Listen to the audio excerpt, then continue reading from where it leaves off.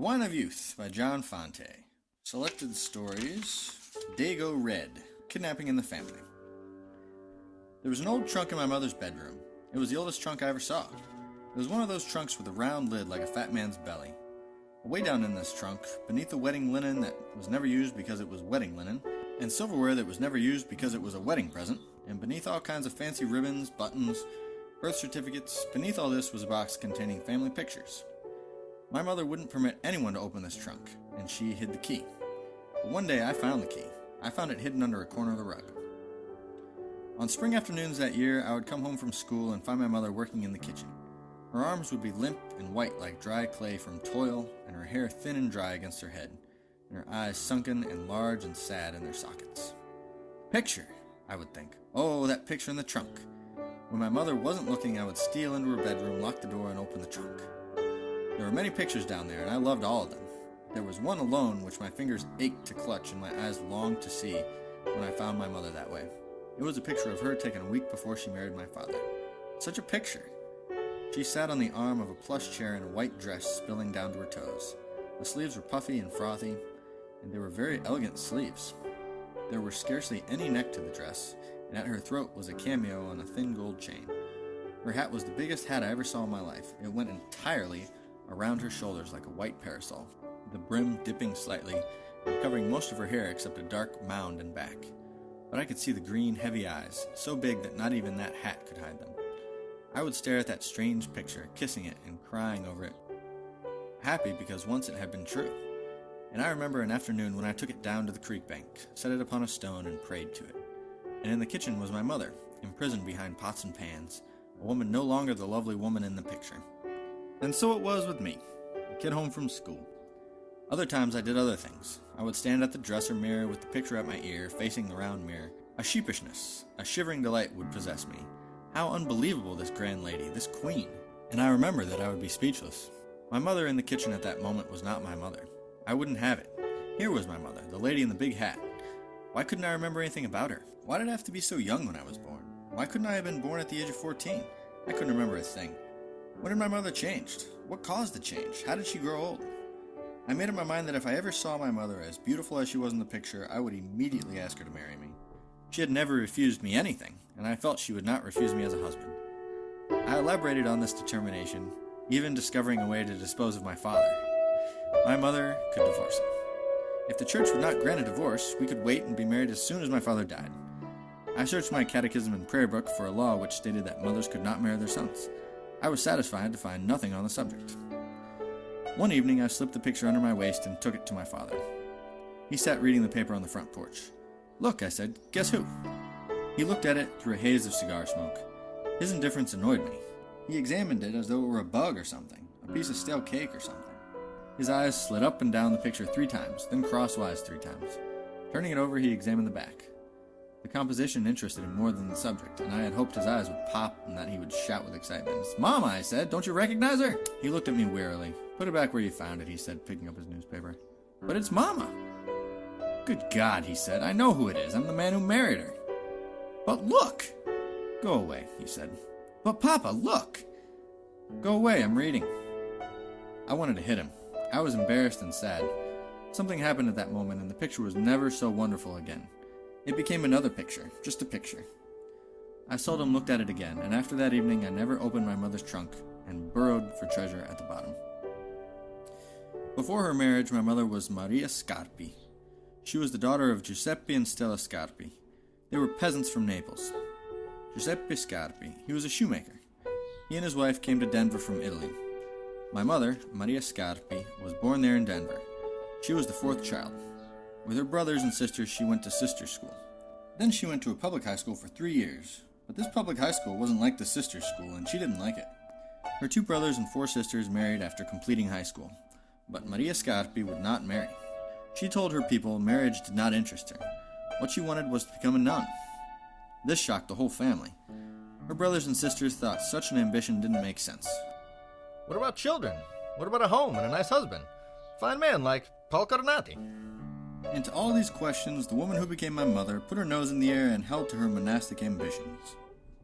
She was a rebel, and her brothers and sisters brought all sorts of possible suitors to the house in an effort to persuade her to get over foolishness. But Maria Scarpi was cold and mean, even refusing to speak to them. Hearing voices downstairs, she would lock herself in the bedroom and stay there until they went away. Paul Carnati owned a bakery. He made lots of money. He had a lot of good ideas, and he was crazy about my mother.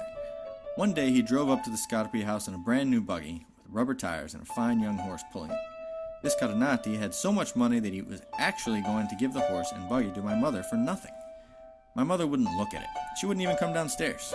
And Paul Carnati went away so angry and insulted he never came back again. He carried his grief further by charging the Scarpi family twice as much for bread until they had to quit buying from him. And to top it all off, he furiously married somebody else. Italians called this a spite marriage. My mother told me of her first meeting with my father. It was in 1910.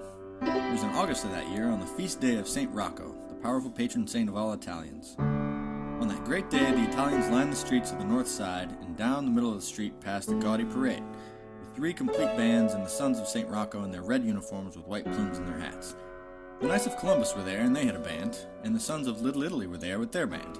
In fact, everybody who counted was there, including a lot of Americans who didn't count, but who came down just to look and laugh, because they thought feast days on the north side were amusing. The parade moved down Osage Street to Belmont, and east on Belmont to St. Stephen's Church. My mother stood on the corner of Osage and Belmont, in front of the drugstore, which still stands there, and watched the parade. She was alone, surrounded by young Italian fellows who had hurried away from the pool tables in the Star Hall, cues in their hands, hats on the back of their heads. They knew my mother. The young fellows did. They knew all about her. Everybody on the north side knew Maria Scarpi, who wanted to become a nun instead of a wife. She stood with her back to them, detesting them. They were hoodlums. First of the gangster breed, which later brought disgrace upon the good name of the Italians in Denver. They pretended they were interested in the parade, but they weren't. It was a bluff. What they were interested in was my mother. Here was a peculiar situation, foreign to hoodlums. What could a man say to a girl about to become a nun? They said nothing, not a word. They merely stood there applauding the parade. There was a commotion in the rear. Somebody was shoving, nudging this fellow and that, snarling with importance. He was not a big man, so he snarled twice as hard as necessary. He pushed his way through until, lo, who was this before him? This girl under the great hat? Guido Toscana was gay with white wine, but he saw beauty much clearer that way. Puffing a twisted cigar, he halted. The others ignored him. Who the hell did he think he was? They had never seen him before, although they were sure that, like themselves, he was an Italian. My mother felt him near, the brim of her hat touching his shoulder. She moved forward, but not too far. The gutter was an inch from her toes. "Good day," said Guido Toscana. "I don't know you," she said. "Oh," he said. "Oh, my name is Guido Toscana. What is your name?" He turned and winked at the young men. Their faces froze. My mother's eyes raced along the faces across the street in search of one of her brothers. A drunken man? And she a girl who wanted to become a nun? Oh dear God, she prayed. Please help me. But apparently even God was enjoying this, or he was too busy watching the parade in honor of his sainted Rocco, for he permitted Guido Toscana other liberties. Filling his cheeks with cigar smoke, my future father leaned over and, poof, squirted cigar smoke under the brim of my future mother's hat. The white pungency stung. She gagged and coughed into a small handkerchief. Toscana laughed uproariously, turning to the young men for approbation. They pretended they had not seen. Ah, thought Guido Toscana, so that's it. The day goes. My mother had had enough. Clutching her hat, she pushed him aside, broke through the crowd of Italians, and walked rapidly up the street. The Scarpi house was 3 blocks away. At the end of the block, she turned the corner, glancing over her shoulder. Her breath leaped. He was following her. He had taken off his hat and dodged through the crowd. He was waving to her, beckoning her to return. She ran then, those 2 remaining blocks. He too ran. "Mamma!" screamed Maria Scarpi. "Mamma, mamma!" She ascended the 6 porch steps in one jump. Mamma Scarpi, big and white as 3 ordinary mothers, opened the front door and Maria flew inside. The door slammed, the bolt clicked. Guido Toscana came puffing down the street. All was peaceful and quiet when he reached the house. The shades were down and no smoke came from the chimney. The place looked vacant. But he loitered. He would not go away. Up and down he walked like a sentinel before the Scarpi house. Up and down, up and down. From behind the curtain upstairs peeped the head of Maria Scarpi. Up and down walked Guido Toscana, up and down. Fearless Mamma Scarpi opened the front door and stood behind the screen. In a shrill Italian she yelled, "What do you want, you drunken vagabond? Go away from here! Be gone!" "I wish to speak to the young lady," said Guido Toscana. Go away from this house, you drunken pig! I am not drunk. I wish to speak to the young lady. On your way before I shout for the police, you drunken pig! He tried to smile away his fear of the police. A word with the young lady and I will go. Polizia! Screamed Mamma Scarpi. Polizia! Guido Toscana winced, closed his eyes, and made grimaces.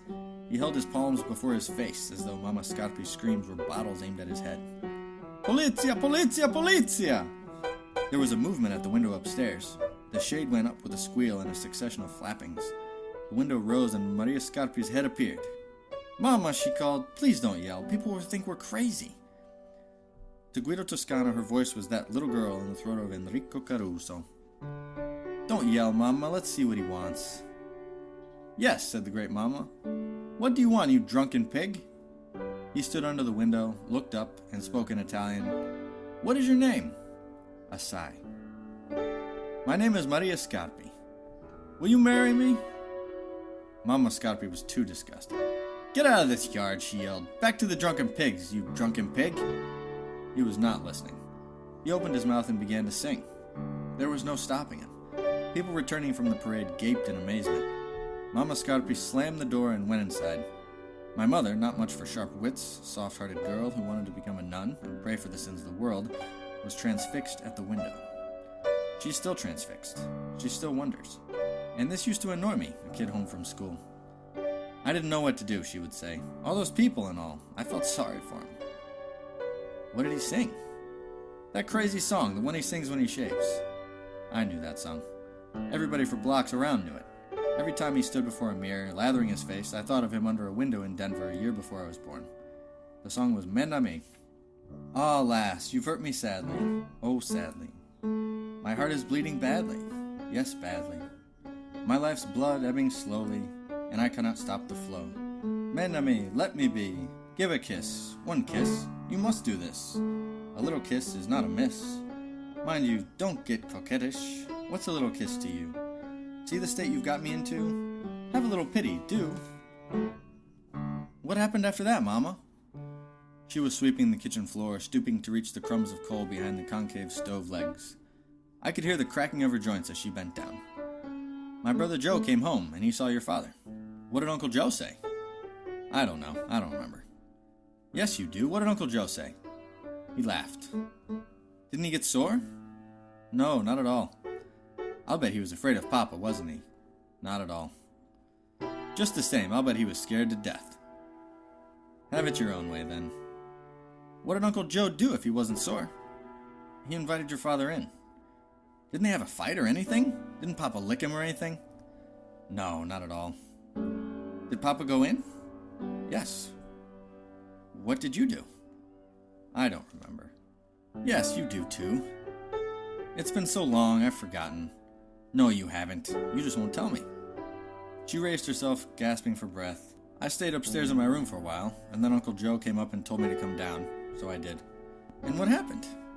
Nothing. Something did happen. What happened? Nothing happened, she said in exasperation. Your uncle told me who your father was, and we shook hands, and that's all. Is that all? That's all. Didn't anything else happen? Your father courted me, and after a few months we were married. That's all. But I didn't like it that way. I hated it. I wouldn't have it. I couldn't believe it. I wouldn't believe it. No siree, I said. It didn't happen like that. But it did. Why should I lie to you? There's nothing to hide. Didn't he do anything to you? Didn't he kidnap you or something? I don't remember being kidnapped. But you were kidnapped. She sat down, the broom between her knees, her two hands clutching it, and her head resting on her hands. She was so tired, and yet the fatigue melted from her face and she smiled vaguely, the ghost smile of the lady in the picture. Yes, she said. He did kidnap me. He came one night when I was asleep and took me away. Yes, I said, yes. He took me to an outlaw cabin in the mountains. Sure, and he was carrying a gun, wasn't he? Yes, a big gun, with a pearl handle. And he was riding a black horse. Oh, she said, I shall never forget that horse. He was a beauty. And you were scared to death, weren't you? Petrified, she said. Simply petrified. You screamed for help, didn't you? I screamed and screamed. But he got away, didn't he? Yes, he got away. He took you to the outlaw cabin. Yes, that's where he took me. You were scared, but you liked it, didn't you? I loved it. He kept you a prisoner, didn't he? Yes, but he was good to me. Were you wearing that white dress, the one in the picture? I certainly was. Why? I just wanted to know, I said. How long did he keep you prisoner? 3 days and nights. And on the third night he proposed to you, didn't he? Her eyes closed reminiscently. I shall never forget it, she said. He got down on his knees and begged me to marry him. You wouldn't marry him at first, would you? Not at first, I should say not. It was a long time before I said yes. But finally you did, huh? Yes, she said, finally. This was too much for me, too much. I threw my arms around her and kissed her, and on my lips was the sharp tang of tears.